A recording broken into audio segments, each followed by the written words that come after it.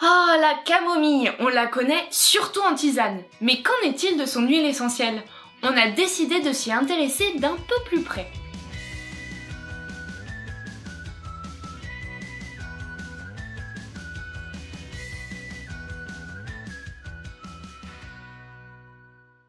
Appelée aussi camomille noble, la camomille romaine nous vient tout droit d'Europe, sur la façade atlantique, et on peut aussi la retrouver en Afrique du Nord. Rien à voir avec Rome donc, surtout qu'à l'origine, cette plante était dédiée au dieu Ra, le dieu solaire de l'Égypte ancienne.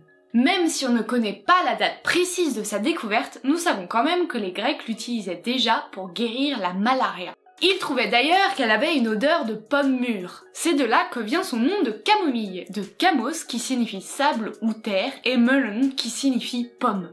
Rien à voir avec l'odeur de pomme de terre, mais elle affectionne particulièrement les terrains sableux. Son nom latin est d'ailleurs Chamaemelon nobile et lui a été attribué par le botaniste Carlo Arglioni dans les années 1780.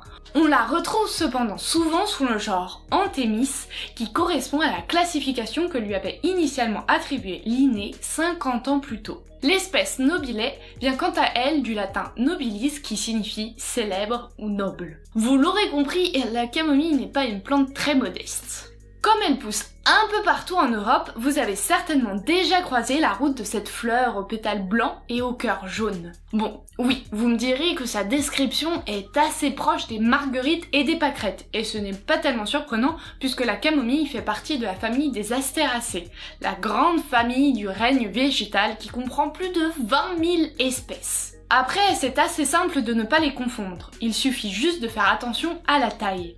La camomille ne mesure généralement pas plus de 10 à 30 cm de haut, alors que la marguerite est un petit peu plus haute. Les feuilles de la camomille sont aussi particulières, elles possèdent des feuilles très découpées et recouvertes de poils.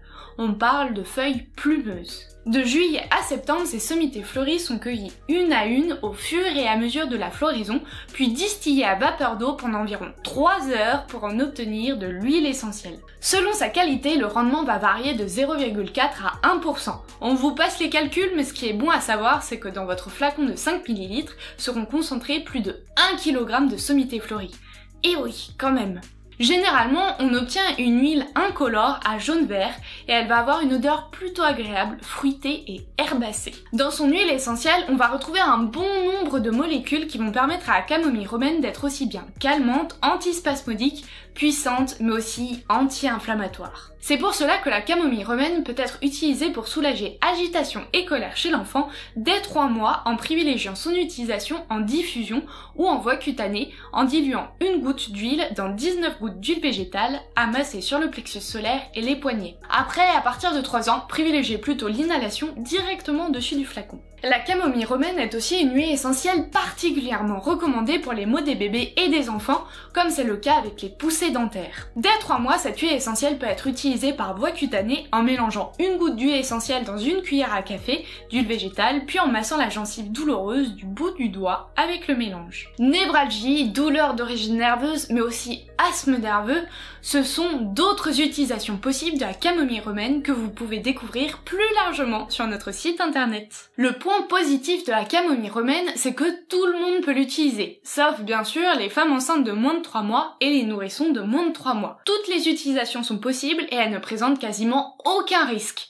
Simple prudence pour les personnes épileptiques, demandez un avis médical avant utilisation.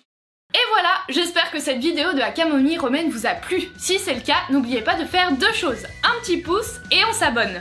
À bientôt pour une prochaine vidéo. Ciao!